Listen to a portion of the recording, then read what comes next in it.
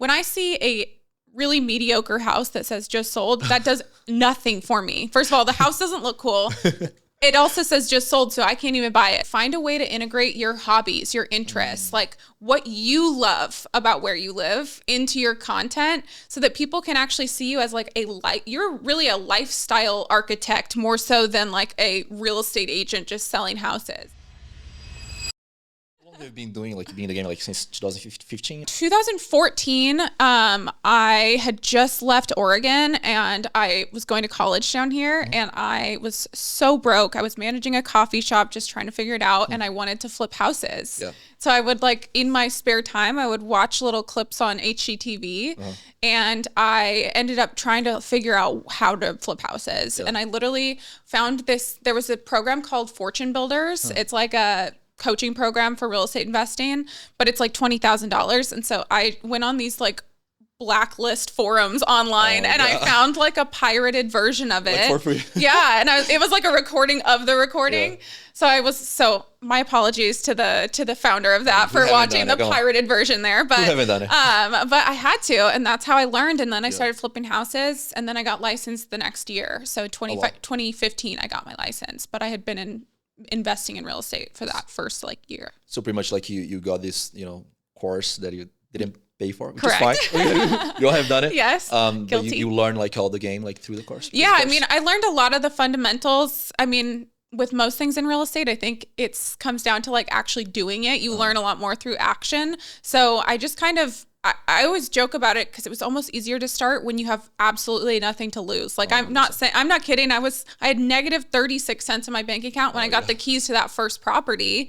And I was like, what is literally the worst thing that can happen here? Because I'm already kind of in the worst spot I could be in. And so it just made me super fearless to go out and just start doing it. And so I would go to all these networking events and I would talk to anyone I could. And I would just try to figure it out along the way. And I did. At the end of the day, the concept of flipping houses or doing real estate is simple. It's not easy, but it's simple. Yeah. That's one thing I've always lived by is you can definitely follow the steps pretty simply and get it done. But there's going to be new curveballs that are thrown at you all the time. I mean, it's I feel like anything in life, it's like a cake recipe, Yeah. If you follow the steps, you're going to get the results that you want. It's very Doesn't true. mean that it is easy. Yeah. Definitely simple. But going back to when you didn't have money at all in your bank account, because saying this now sounds cool, but I'm sure you're not feeling good at the time. Oh no. How did that feel? When you didn't have money and you're going to all the events, seeing people who are making money and you're not. Yeah. I had been there too, so I want to know how you feel. Yeah, it's definitely challenging. I mean, that first week of flipping that first house, I literally had my power shut off and my water shut off. Wow. I was using water bottles to wash dishes. It was truly horrible. And as far as how I felt, I would go to these events and I remember really feeling like a fish out of water. I was definitely feeling that imposter syndrome. Yeah. I was definitely feeling what am I even doing here? And honestly, there's still times that I feel like that, even to this day. And I think it's always helpful to remind myself, everyone either has been there or in their own way, shape, or form kind of is there now. I always thought, one day I'm just going to have it all figured out. There's still days where I'm like, what am I even doing? And so I think it's just a good reminder that everyone's kind of always just figuring it out. No one's really that focused on you as much as you think they are. And so just keep pushing forward, keep kind of putting one foot in front of the next, and you'll see that progress over time. Before you know it, you'll be like, I do belong here. Yeah. I do fit into this situation. So you really believe in the idea of I don't like to say fake until you make it, but pretty much become your future you. Correct. Yeah. How did you really trick yourself to get in this point? Because it's when you don't have money, right? It's hard to think. Yeah. You're just thinking about paying your bills. How did you flip your first house, first of all? So I honestly always believe in the power of people. So a lot of it was it's a matter of I have the time I can put in, I don't have the skill yet, and I don't have the money. So if I find people that have the skill and the money, now the three of us can make this happen. It's the same with just about any situation. If you can find the right people to plug into the situation, you can go so far. And so that was one thing that I always really took the time to do is you don't need money to network with people. You don't need money to connect with people. I mean, sometimes you might need it to get in certain rooms, right? But you don't really need that to actually make a genuine connection with somebody. And so that was really what I tried to invest my time and effort into, was really caring about people and seeing how I could serve them, even if it wasn't in a monetary form. And then I think as far as kind of tricking myself into doing it, I've also always been like a back against the wall kind of person. Like I honestly love throwing myself in a deep end and seeing if I'm going to sink or swim. That's probably just my own personality a little bit. And so I've never been afraid to take really big swings, and I've missed a lot of them. Like I've definitely jumped off and flailed around and flopped many times. But I think through doing, you overcome anxiety, and through doing, you really overcome the challenges. And so every time you do it, it gets a little bit easier, and it gets a little addicting. It does. But like, even going back to like, you got your water shut off. Yeah. Right. Like, what were the steps that it took back then? Like, how were you even like making money? Well, so I was still working at a coffee shop. So I was very much sleeping maybe 1 to 2 hours a night. And I'm not even kidding. It was like, I was working whatever little odd job I could. I started like managing a couple people's social media at the time. I was just taking on everything to be able to stay afloat. But as far as getting into the real estate side of things, it was like, I was going to real estate investment meetups. I was going to different like agent networking events. I would look online to see whatever I could find. I would talk to people, definitely leverage a lot on social media, even though that was pre-Instagram stories. Like I remember the day that Instagram stories became a thing and everyone was like, whoa, this is so crazy. So cool. And so I did a lot of Facebook Live. That was actually like my favorite thing at the time. I mean, let me correct myself. Not favorite thing, because I actually hated going live, but I knew it was going to be a good thing to get me out of my comfort zone on video. What would you like to talk about in the lives? So I actually was like petrified to get on a video. And so I just committed to doing 30 days of Facebook Lives. And some days it was structured and I would give like tips for homeowners and whatever. And other days I would just get on there and kind of be like, here's what I did today. And so some of them were great. Some of them were kind of weird, but I just committed to doing it for 30 days. And by the end of that, I was so comfortable on camera. I never had to worry about like, what's going to happen when I click record ever again, because I'd now done it live, which live is so much scarier than a recorded video. It is. You know, it's great to mention it because like, you know, if you're doing a short for Instagram, YouTube, you know, it's like you can repeat many times. But a live, it's like a podcast. You know? It's like you just go there and you just speak, and then people can really judge you. Like, yo, this girl really know what she's talking about, or like she doesn't know anything. You know? And you've got to manage like your own focus, because if someone's watching your live, they're commenting, it gets distracting. It's like, there's a lot of skill that comes into being able to go live. And so that's actually something for a while I would tell agents is like, if you're scared to do videos, start doing lives, and you'll get over your fear of the camera really quickly, because now just recording a reel, like you said, is going to feel a whole lot easier after you've gone live. Yeah. And like after the 30 days, what did you see happening? So I actually generated a lot of my first deals through those 30 days. So when I did that 30-day live run, it was right after I had got my real estate license. And I think over the course of my career, those live videos had generated me like 4 or 5 closings. Wow. Not within that first span, of course. I did get one deal pretty quickly in doing it. I think I was on maybe like day 16. And it was someone who I sort of knew, like a sort of within my sphere, but they just said, hey, I really love seeing that you're showing up every day. And so it was really a testament to the way that I was committing. They were sort of like, in so many words, they said, the way that you're showing up and committing to this, I feel like you'll be a great agent and show up and commit for us. You got your license, and how long after that? This was very quickly after I got my license. I would say this was in the first 90 days or so. Oh, wow. Yeah. But it's always interesting because I do understand, like, as a new agent, it's challenging to kickstart a business. Yeah. I do think I went about it in a little different way because I was flipping properties. So a lot of my first, like, listings and things were my own properties that I was flipping. And so I think I had a little bit of an advantage in that sense. But this was my first buyer that was like a traditional real estate sale that I had generated not through flipping houses. If it was for you to start, like now, let's say, have no followers, you know, no connections, you're starting right now, starting over, like what would you do? I actually think, and I've seen a couple people do this, very rarely though. I think if you want to get started in real estate, you should document the entire process from like day one of starting to get a license. Why is that?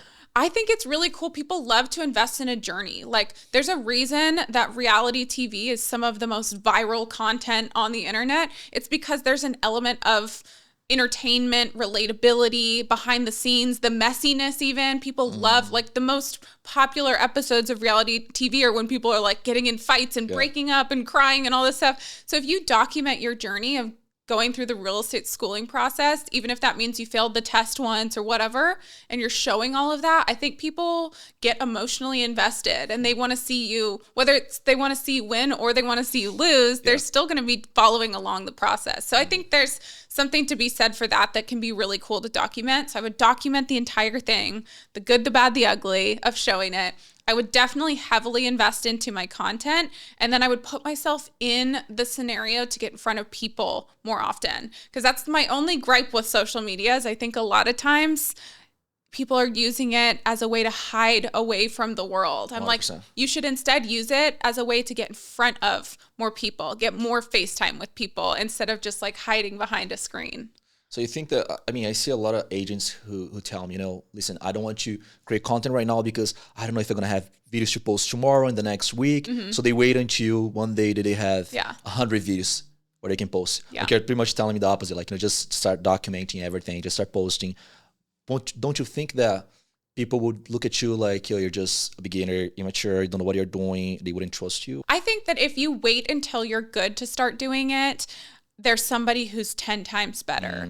And that's going to be the case no matter what point you start posting. So my theory is I'd much rather start and push through the nerves, the mess ups, all that stuff early on, because come 30 days, 90 days, 6 months from then, I'm going to be so much further along just because I'm a big believer in like action alleviates anxiety. And a lot of people have anxiety around posting videos. They're nervous about what they look like, they sound like, what they're going to say, how it's going to be edited, whatever. If you just start doing it, you'll very quickly pick up the skills to get better and better at it, or identify that, hey, I'm not great at editing, so I need to offload that to somebody else. But you learn your fastest through doing. It's always been my theory. I mean, like, you have worked with, thousands of agents. And I'm sure a lot of them have the fear of being judged, right? Going on camera. Why do you think that you have so much fear of going on camera? Yeah, I think a lot of it, I mean, I do know some of it is like people don't love how they look on the other side of a camera. There's definitely some nerves about that. People can be mean on the internet. I've had some mean people on the internet. So I think that plays a little bit of a factor. But I honestly think a lot of times for realtors, it's more so about they're worried of not having the right answer, not knowing it all. Because it is true, you can get your real estate license in 90 hours in most states, which can be done in like 10 days if you really cram. And then they don't teach you anything else about how to be an agent, how to sell a deal, how to show a property. And so you're kind of like just thrown into the operating room to perform surgery after just going through like your medical books. That's kind of the comparison. They don't actually teach you all of the bedside manner and how to talk to people and all this stuff. So I think a lot of times it more so comes down to I'm scared to not know the answer, and you're positioning yourself as a professional or an expert. And so it doesn't feel like you can have that middle ground of I'm the expert, I'm this real estate professional, but I also don't know the answer to that question. If an agent come to you, like, hey, I want to start going to social media, I want to show my face, I want to build my personal brand, but I'm just afraid, I'm just starting out. I don't want people judging me. Your first ones are going to suck. I always like to just think like your first couple videos are probably, you may even get them to a point where you think they look good, but a year from now, you're going to look back and cringe. Like, I look back at any of my old videos and I'm like, oh my gosh, I can't believe I did that. Which is a good thing because you're progressing. For sure. And I honestly love keeping them up. There's one of my early videos on Facebook. I have like text. I tried to put text on it. It's like going sideways across my face. It's like so awful. I was on a folding chair in my like college kitchen. But I actually enjoy leaving those up because it does get to like show the kind of progression of everything. So I think to begin, I always say choose somewhere that you are most comfortable. Like if that's going to be your house, that's totally fine. Set up somewhere where you've got some good lighting. You can set your camera up. Don't add in too many crazy elements like walking and trying to tour property and doing all these things at the beginning. If you're super uncomfortable, I think sit down and try and talk to the camera first. Pretend like you're on a FaceTime. Pretend like you're talking to someone that you're friends with and give some advice or talk about your story. And I think from there, it will get a lot easier to go and do property tours, to walk and talk, to do all these other elements once you've like broken through that initial barrier of kind of being a little bit afraid. Yeah, I think that, I mean, even watching our videos, I can see that it seems like you're talking to somebody, right? Yeah. A lot of times you see agents, but thousands of people, hundreds of people be watching me. It's like at the end of the day, you're talking to one person, and you do this really, really well. Thanks, like what is like your best advice to be able to, because it's weird, like looking at a camera at a lens or even your phone, it feels kind of awkward, but how can an agent who have no experience, going on camera, be able to just show up, be authentic, and just speak to one person, even though it is a camera. Yeah. I do think it really helps to think about who you want to be on the other side of that camera. So I know like it's common to talk about a niche, right? Choosing like an ideal client, but it can be really helpful for more reasons than one. And it's very helpful because now if I think about, okay, the person I want to help is somebody who's going to sell their property, move into a larger one. Maybe they have, teenage kids now. They're interested in this. They're doing this for work. If I can really craft that persona in my head, and I like to even give them like a name in my mind, now I can think, I actually know what that person's probably experiencing. I know what they're probably wondering. I know that they might be nervous about the paperwork element of real estate, or the financial piece is nerve-wracking for them. Now I can talk to them as if they truly are my friends. I picture that person kind of on the other side of the camera asking these questions and having these conversations with me. It makes it a lot easier when you think about who you're trying to get in front of. And then I feel like as a result, you tend to attract those people because they hear your video and they think, oh my gosh, he's inside my head. Like, how did she know that? That's crazy. Yeah. And when it comes to the actual ideas, having video ideas, like now the person that you want to help. Yeah. Like, how do you come up with ideas? I mean, I have so many ways that I do. So I definitely use a lot of tools online. I mean, it's no secret, ChatGPT can be a great tool. 100%. I love going on Pinterest. I love looking at other people's content, actually outside of the real estate niche, looking at other industries and seeing kind of like things that they're doing, and how I can pull that into and make my own version of it. And then, again, I mean, I'm probably going to sound like a broken record here, but if you sit down and think, okay, what am I going to film, and try to like write it out versus just starting to film things, it's a lot harder. Once you start recording though, you're like, oh, okay, I filmed that one. Now I have this idea. Now I have this idea. So I find that once I start pushing through those first couple, which I'll usually get my ideas somewhere online for those first few, then all of a sudden like the ideas are flowing and it's just happening. So that's been a great way. And I love to look at comments on other people's videos, like questions that people are asking on other people's videos, and get some inspiration from that. And even talk to my audience too, like ask them what they want to see more of, what questions they have, like take that data and actually use it. I see realtors just copying each other. Yeah. And then you see like, sometimes you see a good idea, like, oh, this person is so creative. And you see another realtor doing the same thing, the same script. Yep. Everything's so similar. And when you see like hundreds of realtors are doing the same thing, going into trendy videos, just copying each other. Why do you think that's a bad idea? And why do you don't look at realtors, you look at other industries to create your content? I think there's a time and place to get inspiration from other agents. But yeah, I mean, after a while, especially a trend or something that's been done a few times, it's like our attention spans are already so short. So if they're seeing something that they've already seen before, they're scrolling past it faster than you can even imagine.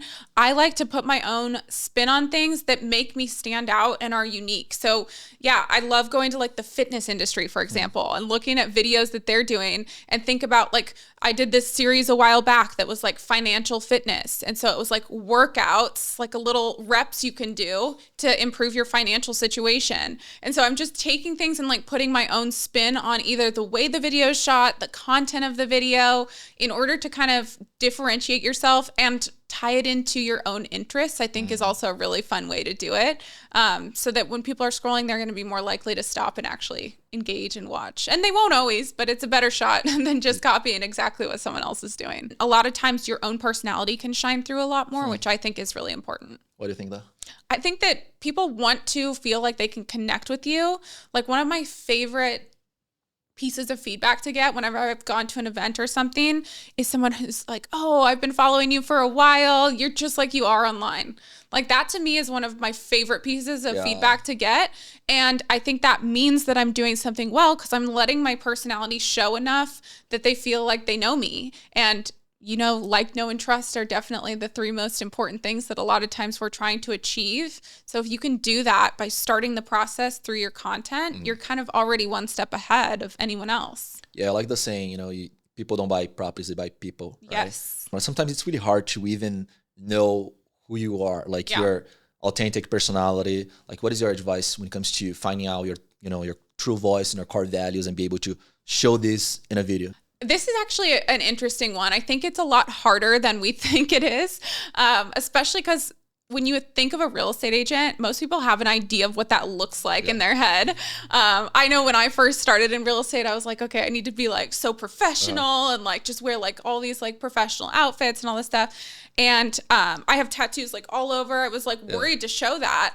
And after a while, I realized I was like, that's actually part of what makes me unique. And so in the same way that there's some people who will see it and think that's not for them, there's other people who'll be like, that's so freaking cool. I want to work with her because of that.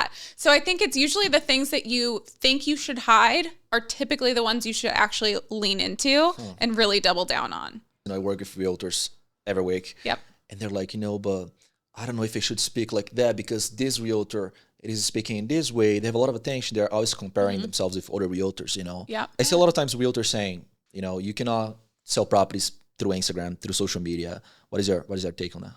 I definitely think you can. I've absolutely sold properties through Instagram. I think it's a really powerful way to connect with people. I mean, it's like Instagram, social media is our currency these days more than anything. So I think it's a really powerful tool to build relationships with people, to display properties in we were talking earlier about Paige, she and her sister, she does such a good job of displaying like a lifestyle that you're getting when you move into that neighborhood or that property. And so that alone can, and I know you've helped a lot of agents with that too. It's like really helping to sell the experience that somebody's going to have when they walk in that house. And so now you've piqued my interest. If I can see that a little bit online, that makes me want to come view that property, or it makes me want to reach out to you because I know that you're going to be the one to find me one that fits my personality. So I think you can really do a whole bunch on social media to like really paint the picture of what they can experience in real estate. Professional page or personal page? Oh my gosh. Definitely. I've always been a big believer in like one page that's a good integration of both business and professional. Obviously, there's a time and place where it might make sense to have a professional page, but for like 99% of agents have one where you show both your personal and your business life. Why is that though? I think it's important to allow people behind the scenes a little bit. Like I used the example earlier of reality TV. I always like to say that my social media is like my own personal reality TV show. So I get to decide the narrative that's going on there. And again, I think that's going to get people off the fence of wanting to either work with you or not work with you. But either way, they're making a decision, which is much more powerful than just kind of watching from the sidelines. I think it's super cool that you mentioned, when people meet me in person, they're like, you're just like you're in your videos, That's really good because you don't want to have this big personality, on social media, and then people meet you and it's like, you're not the same person, like they get what they see. Yeah. When it comes to building a personal brand, right? What do you think that, because I see a lot of realtors just posting, just sold, MLS photos. Oh, yes. They don't post themselves. They don't make videos. I think there are a few reasons. One, people are going on social media typically to have some sort of entertainment, education, connection, emotion. When I see a really mediocre house that says just sold, that does nothing for me. First of all, the house doesn't look cool. It also says just sold, so I can't even buy it. So like that's not eliciting any sort of response from me. So I'm scrolling past that and completely tuning it out. I think that if you can be a lot more creative with what the stories you're telling, you actually show your value beyond just the one property that's sold. I also think that it really makes the whole thing a lot more sustainable long term. So one thing I always tell agents is like find a way to integrate your hobbies, your interests, like what you love about where you live into your content so that people can actually see you as like you're really a lifestyle architect more so than like a real estate agent just selling houses. Because if you do it properly, your clients are going to want to come to you to ask, where should we go to dinner tonight? Or, hey, we're just visiting, or hey, we have friends coming to town. What are some cool things coming up? You want to be that go-to person for them. And so if you can like incorporate that more in your brand and paint that picture, I think it makes it a lot more fun for all parties involved, and it makes it easier to pivot. I started selling houses that were $80,000 and then got up to selling houses that are in $4 or $5 million. And it's because I built a personal brand that wasn't just around the like area of house that I'm selling or the price point that I was working within. When it comes to, posting, you want to show your life, you want to show your hobbies, you also want to show real estate.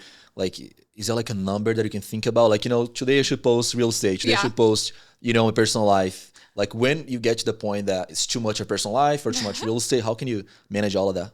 I do think that there's not a perfect formula. But I think for agents listening, I always like to try and use the 3-to-1. So 3 kind of like personal, 1 really strict business. And I think the more you do it, the more you'll realize that actually your personal and your business can be really integrated. So it won't be as cut and dry. But that's always a formula I've kind of liked when you're trying to start building a personal brand is like 3 things about who you are and how you help people and what makes you you. And then 1 that's more about like proof of what you're doing in your work and how you serve people. Why do you think that's the best way? Not the best way, there's different ways, of course, but why do you think that this works so well? I think it works well because, again, people are a lot more interested in you, just like you said, you're selling that more so than you are the properties. And so I think that more quickly you're going to see a result of people either really connecting with you or deciding that you're not their cup of tea. But again, that's a better decision than just sitting there not making a decision at all. So I think sharing more of the personal stuff is a really powerful way to like pull people in initially. And then of course, just like proof and evidence of success through the business stuff as well. If that makes sense. All right, Tessa, I'm just starting out. I have no money right now. I don't have a camera. I cannot afford a videographer. Okay. How can I start? Oh my gosh. I mean, if you have an iPhone, which I'm hoping most people do because I don't mess with any Android users. But if you have an iPhone, you can do anything you need to do. I would say the only other thing that I would really actually invest in would be like one of those little clip-on selfie lights are so helpful. Now, of course, you can add in all the other little stuff as you want to, but the vast majority of my content is shot solely on an iPhone. No mic, no extra light, no extra tripod, none of that. It's really just using the one tool that I have. I think it's a lot more about, obviously you want to make sure you're not like sitting in a dark corner, right? Put yourself in front of a window or outside where you have some light. So it makes a big difference. But it's a lot more about the quality of the content, what you're talking about and how you're connecting with them. I think that's a lot more important than like all the fancy extra stuff. Obviously, if you can invest in it, go for it. That's great. It make things look really cool, but it's definitely not a requirement to get started. You feel like that's why most agents, they don't start because they just wait until like the perfect moment? Or yeah, I think a lot of times we psych ourselves out thinking that we need all this extra stuff. And like I said, it can help. Like having nice camera equipment, good lighting, that makes a big difference. But why don't you start working with what you have now? Because then by the time you do choose to invest in that or hire a videographer, then you're actually comfortable on camera because you've already done a ton of it. And so it's going to be a lot easier and it's going to make your money go a lot further if you do end up investing in that in the future. I bet that like you have agents who comes to you and they never been in front of the camera. Like, I want to go on social media, and you can see that they really want to, but they just don't know how. They're too afraid. They're stuck, It's like stuck in the prison of, I don't know how to do this. They just don't take action. What can they do? Well, I do think that there is a little bit of a learning curve. Like you definitely need to spend a bit of time figuring out the technical side of hitting record, knowing what you're doing. Assuming that you know how to do that though, I think it's set a specific time, and it doesn't have to be a whole day that you're blocking it out, but give yourself an hour and say, okay, I'm going to set this goal that within this hour, I film 2 videos. And everyone's a little different. Some people want to follow like an exact script. I'm more of a bullet points, like give me a topic and I'll just talk about it. Some people would rather like fully read off of a script, which if that's your cup of tea, that's fine. I think it's much easier to just kind of like just start talking again, as you would to a client or to a friend or someone on FaceTime. Don't be afraid to pause. Like you don't have to stop the video every single time, but just pause for a second, start over. Like I just keep it rolling. I don't like stop and start and stop and start. I just keep my camera rolling and I just go through as many times. And then if I need to splice that all together at the end, I can. And then you can do it yourself or you can pay someone to edit it together for you. And again, be okay with the fact that your first ones probably aren't going to be the best thing that you've ever seen. Probably going to suck. They're probably going to suck. Like respectfully, they'll be good. Still put them out, but they're not going to be that great. But just know that it will get so much easier. And every time you do it, every day now that I sit and I film content, I learn a little bit each time. And each time I'm like, okay, I'm going to try this next time. I'm going to do this a little better next time. And then I also try not to make too many assumptions. I let my audience also tell me what they like and don't like. Because there have been times where I have very highly produced videos, like I'm putting a ton into it, and they perform poorly. Yeah. And instead, it's the video that I recorded sitting in my car, like at a red light, where I'm just talking to the camera, that got the most shares, the most follows, the most saves, all this kind of stuff. So don't try to assume what they want from you. Let other people tell you what they want from you. And if that's the kind of content that's performing better, then don't be afraid to do more of it. Yeah. And I think that a lot of times it's like you start doing lives for 30 days. I think the best things because you get really good feedback, right? Yes. Like people tell you what they like, what they don't like. You get a lot better as well. Yeah. Because I think that a lot of times people think, they see you or they see Paige or they see like Ryan or any like, successful realtor. And they're like, oh, it's easy because they have been doing this for such a long time. Yeah. But you start from zero. Oh, yeah. Like you didn't have any experience in the beginning, Yeah. And you had to push through and, learn the skills in the beginning. Like, were you super organized or you're just making content whenever you had the time? I was definitely not super organized to begin with. I have always loved the phrase, start from where you are with what you have. And so I think most agents starting out, we tend to be all excited. You probably listen to a podcast like this, or you go to an event, or you attend a class, and you're like, okay, I'm going to be that social media agent. I'm going to post all this stuff. And you do it for maybe a couple days and then fall back off. And it's just this kind of vicious cycle. So I've always liked start from where you are with what you have. If you're not posting at all, like start by saying, I'm going to post a video a week. And then move it up to 3 videos a week. And then before you know it, you can start really having like a structured everyday kind of schedule. So yeah, when I started, I did not have that all mapped out. I was just kind of throwing things out there. But also that was 10 years ago when like hashtags still worked and follow, unfollow still was a thing. So I think it probably didn't matter quite as much. I think now if I were starting from scratch, I would definitely take the time to map out a bit of a calendar, at least a days of the week that I'm going to post and rough times that I'm going to post, which the nice thing is the platforms usually tell you when that should be anyways. If you look at your insights, it's going to tell you when your followers are most active. So just go with that and kind of use that as your framework, I think. You put a lot of effort, you spend time doing it and you're so proud of your video and it doesn't perform, Yeah. How do you respond to that? Well, I'll be honest with you. To this day, I still have videos that don't perform. So I don't want anyone to listen and think like one day it's just all great. Every video goes viral. I still have videos that I'm like, oh, okay, that didn't do as great as I kind of hoped it would. How do you feel about them? I mean, it's never fun, but I always take it as feedback. I always take it as a new opportunity to improve a little bit. And I don't know, I'm sure there's some people out there that are going to disagree with this, but sometimes like if it is a video that just didn't perform very well, I try to look at the actual like architecture of the video and say, okay, could I clip out the first 3 seconds and post it again and see if it'll do better? Could I change up the editing a little bit and post it a few days later and see if it'll start to perform a bit better? So I actually repurpose my content all the time. I'm just reusing videos and I'll edit them a little bit different. I'll cut out some extra words. Maybe I'll add some more B-roll or take it out, whatever, and repost things. And so a lot of times that can make a little different. Sometimes it really does just come down to it was not the right day. It was not the right time. It just didn't hit. Yeah. And so don't be afraid to like try again and keep putting it out there. But the other thing I'd say for agents is like, if you're starting out, when I'm talking about a video not performing well, that's not that I filmed one video, posted one video and it didn't do well. And I was like, okay. It's like, I would say expect your first 90 days of posting content. Don't anticipate any of those popping off and performing really well. And one of them you might actually have a few that start to really hit. But I think going into it with a longer term mindset, for some reason, whenever we think about social media, we're thinking, I'm going to post and I'm going to just blow up and be the next Alex Earl overnight and like be viral and all this stuff. That doesn't happen. I mean, it can, but it doesn't happen very often. So I think going in with a different set of expectations, you'll have a much better result if you start with a longer term mindset from the beginning. I mean, also you don't have to go viral. Yeah. Right? Like you see a lot of agents just trying to go viral and they do a lot of stupid stuff just to go viral. And they don't see how this is hurting their personal brand, Yep. Because like if you're doing funny stuff on social media and you're getting millions of views, doesn't mean that you will be selling properties 100%. at the end of the day, Like when it comes to this long-term goal, because you want instant gratification, of course, all of us. But when it comes to like this long-term, 3 months, whatever. I remember when I started posting a few months ago and I had 2,000 followers and I was like, you know what? I will post for 100 days. I don't care.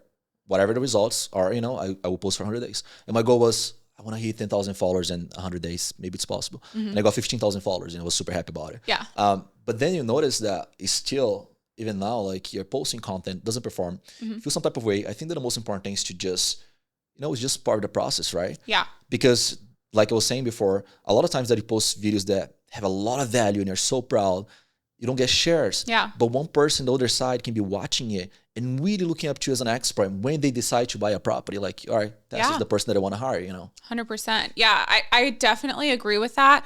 I think that I actually had this phrase I shared a little while back on social media, and that is to not attach your self-worth to the results that you are or are not getting right now.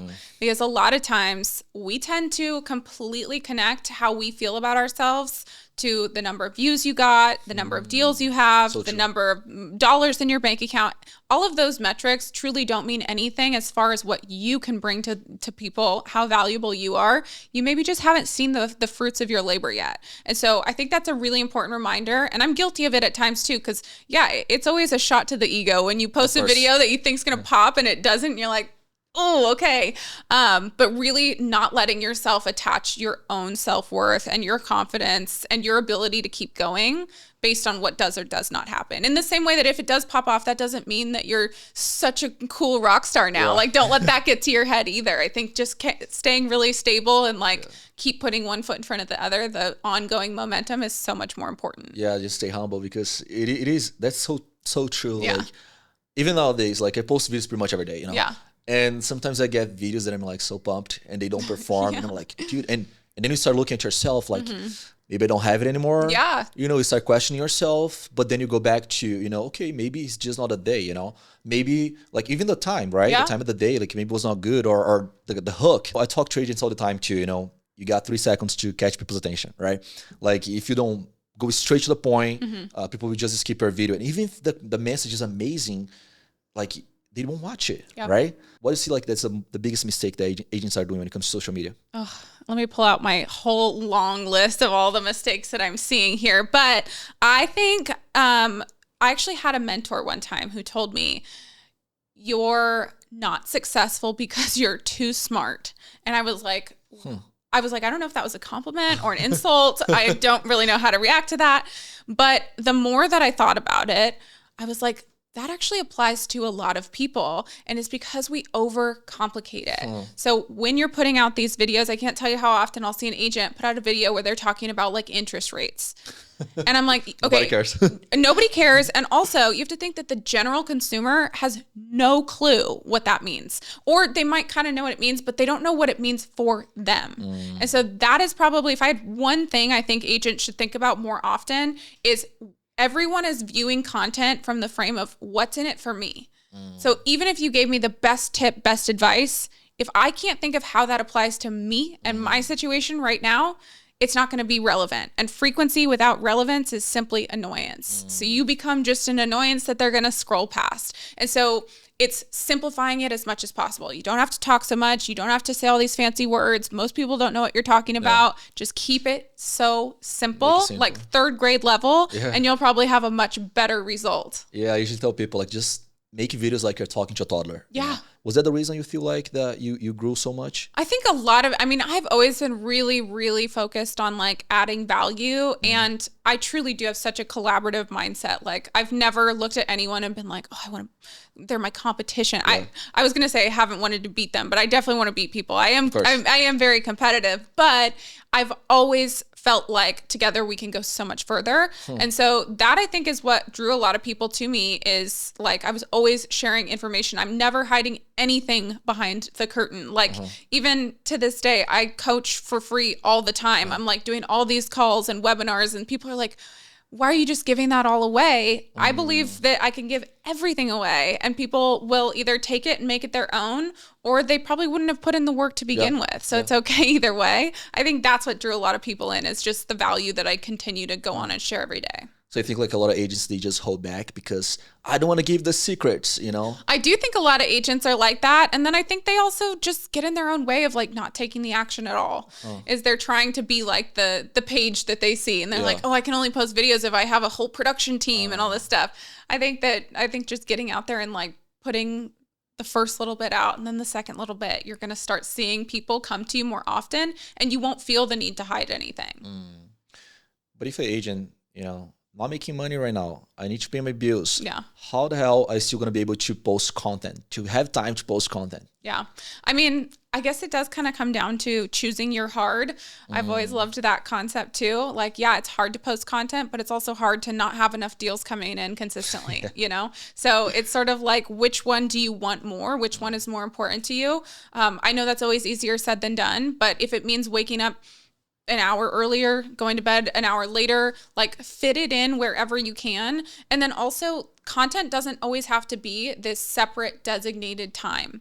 I actually love to just capture content throughout my day as I'm doing other things. So I've even said as an agent, like book an open house that you're going to be doing anyways to generate business. Use that time when it's slow, when there's not people there yet, or the hour before you open up the doors to shoot some of your content. Like, there is always a time you can fit it in. It doesn't have to be a full day where you like rent out a studio. It can just be that 10 minutes in the morning before the kids wake up or whatever it is, where you can kind of get it in wherever you can. Yeah, I mean, it's so true. Like, it's all about your priorities. Yes. You're just telling me, like, you're in Palm Springs, right? And you're creating content there. Like, you have so much content for next year. Yes. And I think that's because also you see that as, it's a business, right? It's a full-time job. It's a lot of work. But like, you know, the benefits that you will get from posting on social media, right? I definitely see it as a direct funnel into my business is posting this content. And the great thing is too, like I've said, you can repurpose it. You can use it a lot of times. It's not like you do it once, you're done, and that there's no other use for it. I can share that across other platforms. I can send that to people. I can, you know, create an archive out of it. I can write a blog around it. There's so much you can do with content. So I think when you look at it as like a tool, it does start to change your perspective. It's not a chore, it's a tool in your business, and you have to treat it as such. And if you do, it's like planting all those little seeds. It's going to really start to sprout this fruit for you and give you a lot of good things. I mean, you see like AI, you know, technology is dominating everything. What do you think that will happen with agents who don't invest in their personal brand, don't start showing up on social media in the next years? Because I feel like right now, it is not a necessary yet, because maybe you have leads coming to you, you know, you have your network. But what about the future? I don't know that I see a world where it completely determines who's relevant, who's not, but I do think that it's going to be increasingly hard for agents who don't have a presence online to capture majority of the market. I just don't see that being as possible for them if they're not really, really focused on at least showing them that they're still active.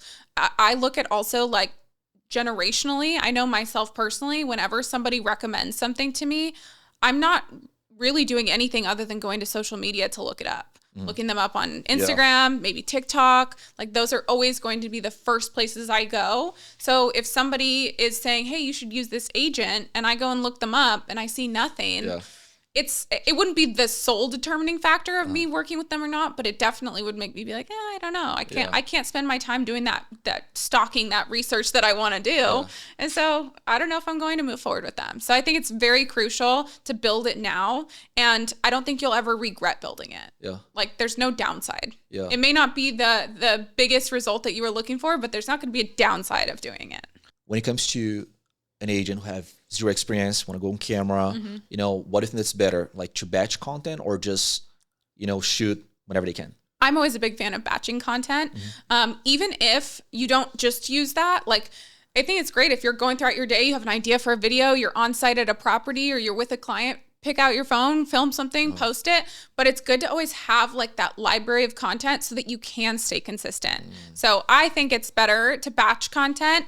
And also like we've talked about a lot, you're going to get better the more you do it. So if you sit down, let's just say twice a month and film 10 videos each time, you're going to get good really quickly. Because if you're filming 10 videos back to back, you're really quickly going to determine what you're doing right, what you're not doing right.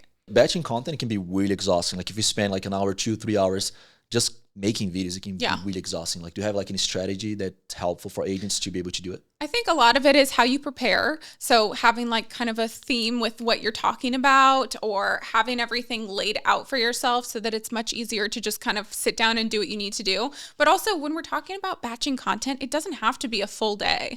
It could be that you block out an hour, and I would dare to say you can do just about anything for an hour. So even in an hour, even if that batching of content is that you just got 3 videos done, that's great. You just batch 3 videos. You could do that once a week or twice a week, and you're going to have a really good database of things. So I think not biting off more than you can chew. A batch content day doesn't have to be like a full 12 hours of sitting in front of the camera.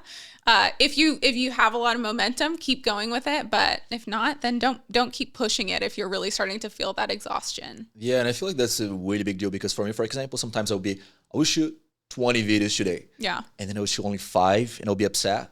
But then I'll be thinking, yeah, 5 videos. That's 5 videos. I can post it all the whole week, you know? Yeah. It comes down to sort of like what I was saying earlier is, what do you want more? Do you want a thriving business? Do you want to have something that can continue to work for you for years, weeks, months to come? Or do you want to keep making the excuses? Because the reality is we can make an excuse about everything. There's days I don't want to cook dinner, but it's not like I'm going to not eat that night, you know? So it's just a matter of the sacrifices that you will or will not make. And then I also think I'm a big systems and like structure kind of person. So I think like figuring out, okay, if I'm not good at planning out the videos, or if I'm not good at editing the videos, and that's what makes it hard for me, then figure out a way to outsource the elements that you can outsource, so that when it comes down to doing the content, all you really have to do is sit down and record. You know, you can outsource a lot of those other pieces, so it doesn't take that much time or energy. I just think that a lot of times we're taking so much on and we're not really looking at a way to do it more efficiently. And you're really big in systems, right? Because of course, social media is not the only way to generate leads. What are a couple of ways that agents can have to generate leads? Ooh, okay. This is a great question. One of my favorite strategies, and it can tie into social too, but it's what I call strategic partnerships. So a lot of times an agent's thinking about how they can team up with like a lender, right? But they're not always thinking about all of the other correlating services that actually connect directly with real estate. So one of my favorite examples is I used to do all of these things with wedding planners, because I was thinking wedding planners, they have FaceTime with oftentimes younger couples. They're excited. They're probably having these conversations of, oh, we also want to buy a house, or we're saving for this, or, you know, we want to not exceed our budget on our wedding because we want to be able to put a down payment on a property. They're having a lot of those conversations. They're at that similar point in life. That's a great person for me to take out to lunch every now and then, do some content with, even figure out ways to connect with them, and build out your network of all of these other strategic partnerships. When you do that, you can have hundreds of people that are meeting your clients where they are in life and giving you an opportunity to get in front of them too. So that's a really fun way to generate more leads and build a really, really powerful network. I also am a huge fan of lead magnets. Like, I preach lead magnets so much. I think that's another reason why a lot of agents don't take as much action on social, is because they haven't seen it generate them a direct ROI, like a direct lead. But a lot of times it's like, you're not giving them an opportunity to. The only call to action you have is for them to go to your website and like search through available homes. Not everybody's at that point yet. But if I have a lead magnet that's valuable, where they can actually like take home and I can capture their information, that's a huge way to start building up a network. And, you know, you can easily capture a couple leads every single day if you have some good lead magnets that you're plugging into your strategy. What would be like a lead magnet? The most obvious that just about everyone has is like a first-time buyer's guide, but those are kind of played out. Instead, I love to do like a 90-day homeowner planner, or a financial planner for couples, or something like that, where it's like a tool that they can use to kind of prepare themselves to be a homeowner or a seller or an investor at some point. I can kind of meet them there with a PDF that's really helpful for them. Okay, so a PDF. Yeah, PDF, or like a mini course. I've done those, webinars, all of those things would be considered a lead magnet, but I think a PDF is probably the most common. So pretty much you give them something for free where you can collect their email, their information. Correct. Yeah. You just have a really simple opt-in. They give you their email, phone number, whatever, and then they're getting that in exchange. And now you have a way to follow up with them, stay in touch, and turn them into a potential buyer or seller. What do you do after that? Like, you get their information, you start sending emails, and... Yeah. So I think it's important to have like a follow-up sequence. I mean, you can get really granular with all of the things that you want to include in there, but at the very least, you should have a couple follow-up emails, ideally a way that you can engage them a little bit more. So one of those follow-up emails is probably delivering the lead magnet. The second follow-up email is probably adding a little more value. And maybe that third follow-up email is offering them a free consultation or to sit down and have coffee or to jump on a Zoom or to watch a video or something like that, that kind of takes their engagement with you to the next level. And not everyone will, but a lot of times you'll get people that are ready to take that next step. What if you want to speed up the process? You just want to find a coach. What is the best way, the resources that you can have to find somebody who fits, all your needs? Yeah. I mean, I think probably one of the best ways in today's day and age to find a coach is go on social media, whether that's Instagram, YouTube, like any of those places. And you can do a lot of research and watch their videos, see how they interact with people, see what they talk about. And you're probably going to get a good idea of like, oh yeah, this resonates with the business that I want to build or the person that I want to be, or this isn't quite for me. Like, I don't like the style of somebody yelling at me like, do this, you're like, that's not my style. It works for other people. And so you can consume some of their content, do a little research, and then kind of like go into the next phase. I think the other thing would be asking around, seeing other people who've gotten good results and ask if they've worked with anyone or if they know anyone, and kind of get some referrals that way too. How can I make sure that coach is a good coach when it comes to business and can give me the results that I want? I think a lot of it comes down to how their program is structured in correlation to how you learn.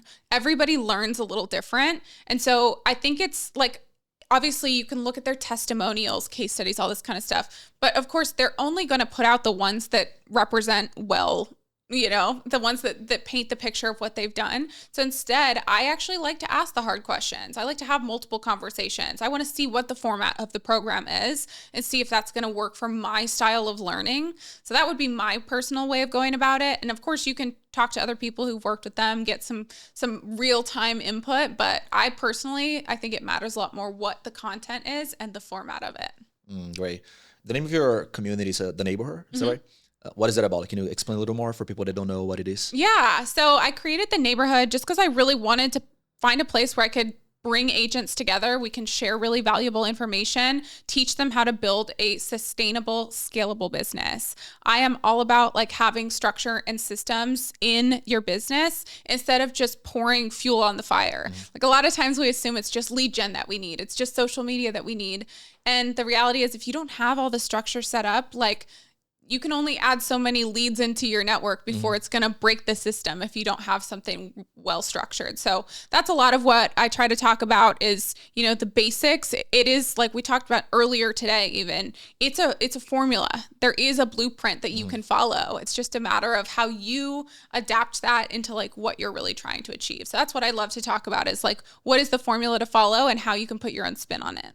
Somebody like an agent wants to join your community, what are you going to find inside? Like, is that like you teaching? Like, what are you going to find? Yeah, so it's largely me teaching as well as my boyfriend. So we run a team of agents, like 50 plus agents, almost 3,000 transactions over the course of our careers. So there's a lot of real-time knowledge and it's all stuff that's currently being practiced. So I love being able to take like what's really working and teach people exactly what we've done that's worked. So there's proof is in the pudding. That's exactly what we teach inside. It's going to be a lot of like modules, things you can see. I do monthly master classes, different trainings, templates. I try to make it as easy to follow as possible. What type of realtor you feel like would be able to benefit from that? I think a lot of times it's an agent who's in probably their first 1 to 5 years in business, or they've just always had that roller coaster income where, 1 month is good, a few months are slow, 1 month is good, a few months are slow. And it's never really felt like a true business operation. It's kind of felt like a hobby. That's really my ideal person that I love to help because you can put you can overlay this system with your own business and very quickly see, oh, there is a path forward here. And there is an exit strategy when it comes to real estate. If an agent, get a little piece of information here and can change their business, they're going to be worth it later, Yeah, absolutely. Thank you so much for having me. This has been a lot of fun.